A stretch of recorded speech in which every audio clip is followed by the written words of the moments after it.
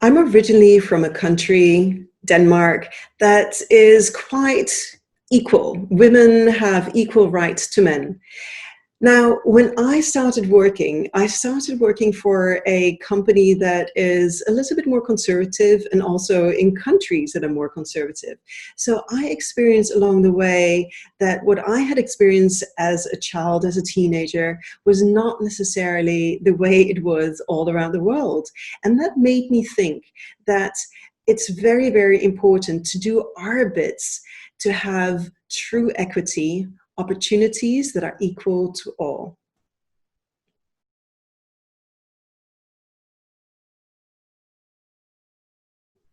Some of the other projects I've been involved in is Keynote Women Speakers.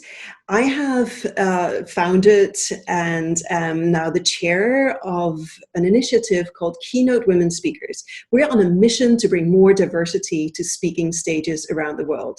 We started about 2.5 years ago. We're now an organization of dozens of volunteers. We're leading in the world, and it's very, very rewarding to see that we're making a difference in gender equality. We are, first of all, providing great role models, because the more women you have on stage, the more people see, oh, wow, women can also be thought leaders. Women can also be experts. Women can also inspire others. And for women, of course, it is providing role models. And as human beings, we have to see it, to be it, meaning that we're inspiring so many more women to speak up, stand up, share the messages that we have to make the world a better place.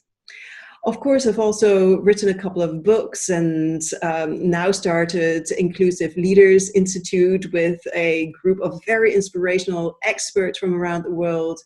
It's leaving corporate world that made all this possible. I'm not looking back at all.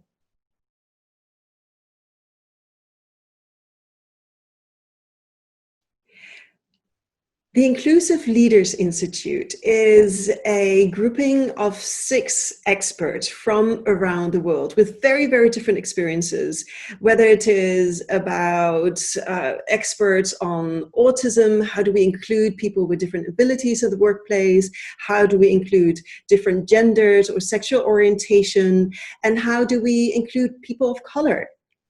The thing is, with privilege, it's invisible to those who have it. And although I have experienced what it's like to be a woman and not have the privilege of men, I am still white. So who am I to go out there and talk about inclusion in general? I don't have the experience that some colored people have, that some people have with different abilities, with different sexual orientations. So it's so important that we get all these different expertises, all these different experiences around the table, so we can provide our clients with true expert advice.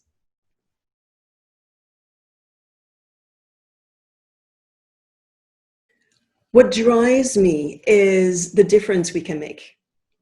We started Keynote Women Speakers about 2.5 years ago, and I find it fascinating how easy it is to motivate women to go on stage. A lot of people say, oh, women don't want to speak, but in fact, if you tell them you've got an amazing message that you can share with audiences, you can make the world a better place, and you're awesome on stage. It's fascinating to see the change you're making in people. They go out there and they are inspirational. And they provide role models to others. And they prove that we can have diversity on stage. Another thing, for instance, when we do our women in leadership programs for some of our clients, when we have a cohort where 2/3 of the women have the job that they wanted 1 year after graduating, I think that just says it all. That keeps me going, that drives me, because I know that we can make that difference. We can make the world a much more inclusive place.